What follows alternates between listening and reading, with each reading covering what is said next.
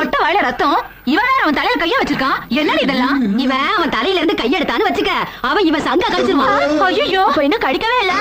இருடி, கடிப்பா, கடிக்காம போயிருவான். எனக்கு கடிக்கிறத பாத்து தாடி போகணும். கூத்துலக்க மாதிரி கூட்ட கூட்டமா பின்னாலே வந்து மீட்டிங் போட்ட மாதிரிமா இருக்காங்களே. சிந்தித்து பார்த்தால் கொஞ்சம் வெட்கமாக கூட இருக்கும். ஆனால் அப்படி வெட்கம் மானம் எல்லாம் பார்த்தால் முதலமைச்சர் ஆக முடியாது. அம்மா தாயே கொஞ்சம் சோறு போடுமா. தீய சக்தி தீய சக்தி என்று சத்தம் போட்டீர்களே, அந்த தீய சக்தியின் ஆதரவை இப்போது எப்படி பெற்றுக்கொள்ளுகிறீர்கள் என்கிற ஒரு கேள்வி இருக்கும். அம்மா சாப்பிட்டு 10 நாள் ஆச்சம்மா. 10 ரூபாய் தர்மம் கொடுமா. என்ன இது காம்பவுண்ட் குள்ள வந்து பிச்சை எடுக்கிறீங்க? ரொம்ப பசிக்குது தாயே, 10 ரூபாய் கொடுமா. நாங்கள் தாவேகா ஆட்சிக்கு ஆதரவு தெரிவிக்கிறோமே தவிர திமுகவின் உறவில் எந்த பிரிவும் இல்லை. விஜய் முதலமைச்சராகிவிட்டார், திமுகவின் தயவில் தான் முதலமைச்சராகி இருக்கிறார். இதை ஒன்றும் மறுக்க முடியாது. இவன் நம்மள புது ஆங்கிள் டீல் பண்றானே. பெண்ணிடம் தலைகால் புரியாத நிலையில் அத்துமீறிய தாவேகா நிர்வாகி புகாரளித்தும் நடவடிக்கை எடுக்க மறுக்கும் காவல்துறை. உங்க மாதிரி 4 பேர் நாட்டுல இருந்தா அந்த நாடு கோவிந்தா. நடுரோட்டில் பரபரப்பு புகாரை முன்வைத்த பெண். லஞ்சம் வாங்குறாங்க, எனக்கு தெரியும். குடி வைக்கிறாங்க, சரக்கு வைக்கிறாங்க, அதையும் லஞ்சம் வாங்குறாங்க. கிழிஞ்சது போ, என்ன காப்பாற்றணும். விஜய் கட்சியில வந்து ஜீவிகா அவரு விக்கிறாங்க, அவங்க அதை வந்து பொறுப்பு என்கிட்ட இருக்கு. போலீஸ் ஸ்டேஷன் இருக்கவங்க அந்த பையன் வாக்குமூலம் சொல்லி இருக்கோம். அந்த பையன் வாக்குமூலம் கொடுத்துருக்காங்க. நாங்க வைக்கிறது உண்மைதான், குடிக்கிறது உங்களுக்கு என்ன பிரச்சனை? ஊர் தலைவர்களும் கேட்கல, பயம் கத்தி எடுத்து வராங்க. இப்பயும் ஒரு பொண்ணு ஆதிலட்சுமி பொண்ணை மறைச்சு வச்சு ஆல்ரெடி அவங்க ஒரு பையனை கத்தி எடுத்திருக்கான். இப்ப ஆதிலட்சுமின்ற பொண்ணு வச்சு புத்தகம் மறைச்சிருக்காங்க. எக்ஸ் பாண்டு 2 ஊராட்சி மன்ற தலைவர்கள் பொண்ணை பார்த்து வச்சிருக்காங்க. கரெக்டா கட்டுவிட்டா. போலீஸ்காரங்க ஒரு லேடி போலீஸ் உட்கார்ந்து இருக்காங்க. உள்ள போய் சொல்றோம் போன்றாங்க. பொம்பளைக்கே பாதுகாப்பு கொடுக்காதுக்கு இந்த ஸ்டாச்சுல பொம்பளை போலீஸ் எதுக்கு உட்காந்து சொல்றா என்ன நம்ம பேசுறா ஏதாவது பேசுறா. ஆம்பளை போலீஸ் கிட்ட நாங்க சாலை பதிவு பண்ணும்போது வாங்க கேஸ் எடுத்துறாங்க. ஐயோ, அப்படியே அறுத்து தள்ளிட்டாலும். நேற்று நைட்டு கொடுத்துருக்க ஒரு பொம்பளை புதியெல்லாம் கீழ்ச்சிருக்காங்க. சுயநினைவே நடப்பாங்க.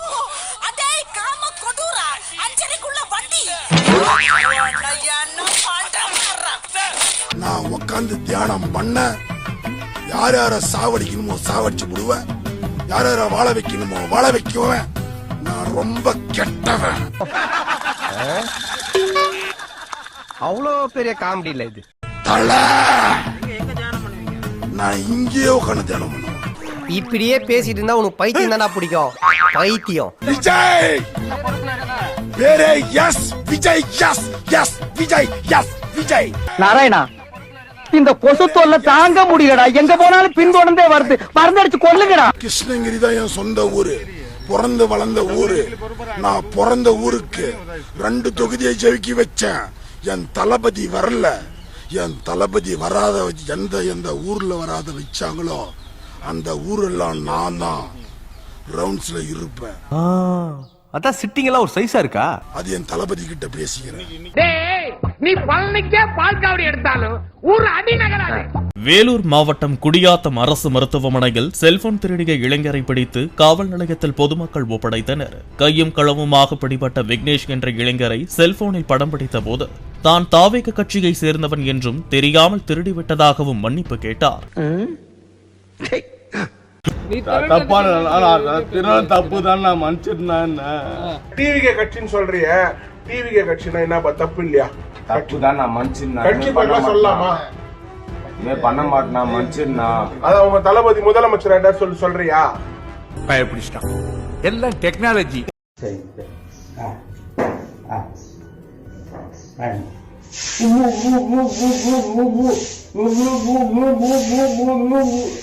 நான் சுவிட்சர்லாந்துல இருக்கேன். எனக்கு வந்து இந்தியால இப்ப நடக்கிற பாலிடிக்ஸ் எனக்கு எதுவும் பாதிக்க போறது இல்ல. எந்த அளவுக்கு மக்கள் அறியாமல் இருக்காங்கன்றத யோசிச்சு ரொம்ப கவலையா இருக்கு. கொஞ்சம் புரியுற மாதிரி சொல்லியா. நாங்க யூரோப்ல இருக்கும்போது நாங்க எல்லாரும் என்ன யோசிப்போம்னா, எப்படியாச்சும் நம்ம வந்து நம்மளால முடிஞ்சதை நம்ம நாட்டுக்கு செய்யணும், நம்ம மண்ணுக்கு செய்யணும்னு ஆசைப்படுவோம். அது மாதிரி நானும் வந்து ஒரு கவர்மெண்ட் ஸ்கூல் ப்ரொஜெக்ட் பண்ணணும்னு சொல்லிட்டு ட்ரை பண்ணேன். கவர்மெண்ட் ஸ்கூல்ல டெவலப் பண்றதுக்கு. ஏன்னா நானும் கவர்மெண்ட் ஸ்கூல்ல படிச்சேன். கேட்டுக்க அப்ப நான் வரும்போது வந்து ஏடிஎம்கே ஜெயலலிதா இருந்து அதுக்கப்புறம் எடப்பாடி இருந்தாரு. அந்த நேரத்துல நான் ட்ரை பண்ணும்போது எல்லா இடத்துலயும் வந்து எனக்கு காசு கேட்டாங்க. அதாவது நான் செய்யப்படுற நல்ல விஷயத்துக்கு என்கிட்ட காசு கேட்டாங்க. அப்ப நான் ட்ராப் பண்ணிட்டேன். அட வெக்கம் கட்டுவீங்களா? இதுக்கு எதுக்குடா வெள்ளையங்கிலி மாலைன்னு மானம் கட்ட அயோக்கிய பள்ளிலாம் குழப்பத்தை புழுத்த வழியலாம். இதுக்கு ஒரு 4 பேர்த்த மூத்திரத்தை வாங்கி மடங்கு குடிக்க வேண்டியதானே. அது வந்து மு.க. ஸ்டாலினோட ஆட்சி இருந்தது. அப்போ நான் திரும்பி வந்து இதே school project government school project develop பண்றதுக்காக வந்து கேட்கலாம்னு சொல்லிட்டு கேட்கும்போது நான் அங்க இருக்கிற ஒரு கவர்மெண்ட் ஸ்கூல் போன திருவான்மையூர்ல இருந்த ஒரு கவர்மெண்ட் ஸ்கூல் போய் இந்த மாதிரி பண்ணலாம்னு இருக்கு அப்படின்னு சொல்லும்போது எனக்கு ரொம்ப ஷாக்கா இருந்தது. அவங்க என்ன சொன்னாங்கன்னா, இல்ல சார் இப்ப அது தேவையில்லை, ஏன்னா கவர்மெண்ட் வந்து எங்களுக்கு எல்லாமே பண்ணுது, ஆனா பசங்க தான் அதை மெயின்டைன் பண்ண மாட்டேன்றாங்க, எங்களுக்கு வந்து இப்ப கவர்மெண்ட் மூலமா பயங்கர நல்ல சப்போர்ட் இருக்கு அப்படின்னாங்க.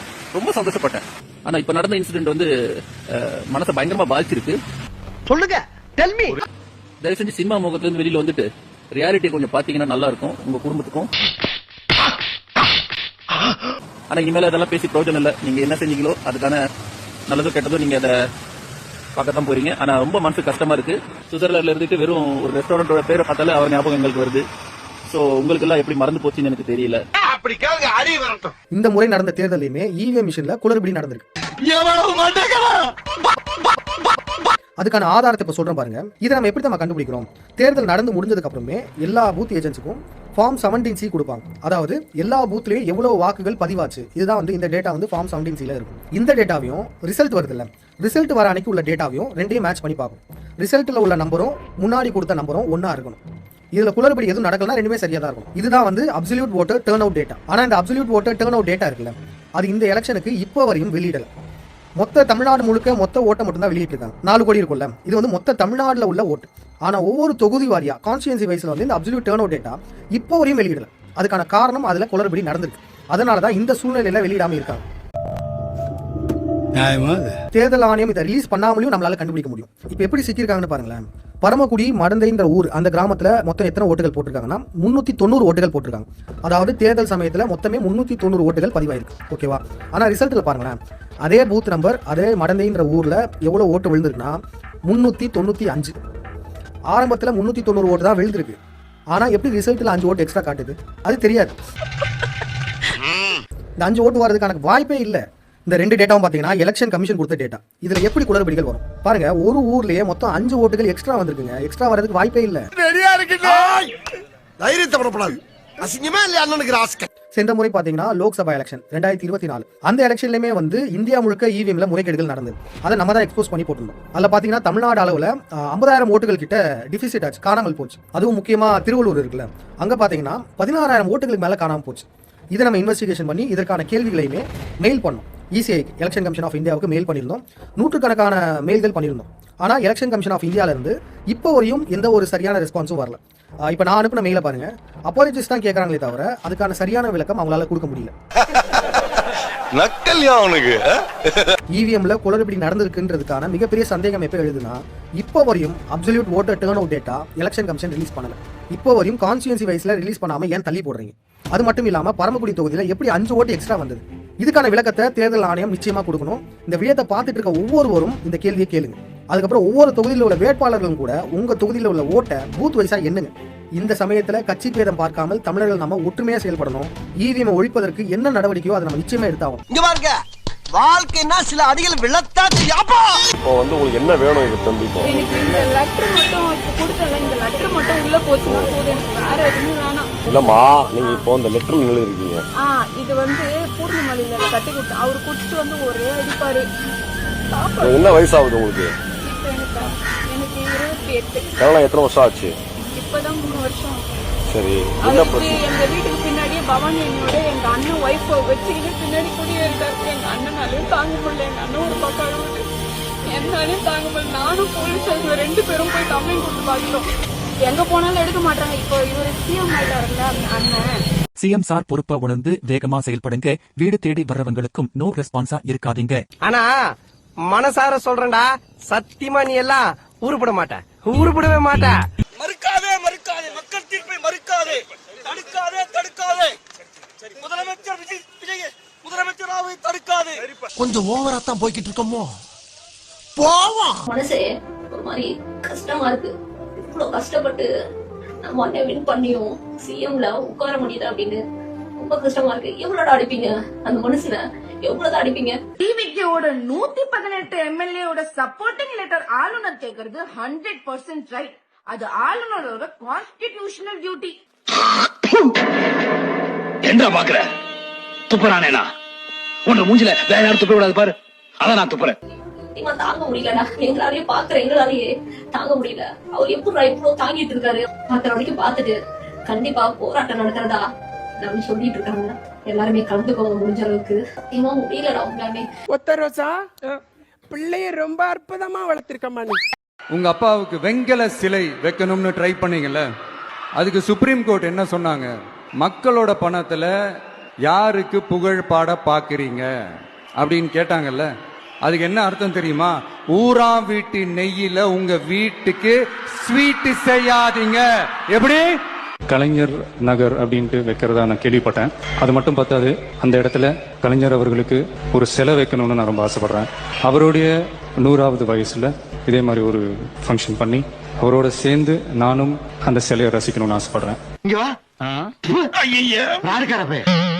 இந்த வீடியோ உங்களுக்கு பிடிச்சிருந்தா கண்டிப்பா லைக் பண்ண மறக்காதீங்க. அப்படியே உங்க நண்பர்களுக்கும் ஷேர் பண்ணுங்க. நீங்க பண்ற ஒவ்வொரு லைக்கும் தான் இந்த வீடியோவை மற்ற நண்பர்களுக்கும் கொண்டு போய் சேர்க்கும். மறக்காம சப்ஸ்கிரைப் பண்ணுங்க.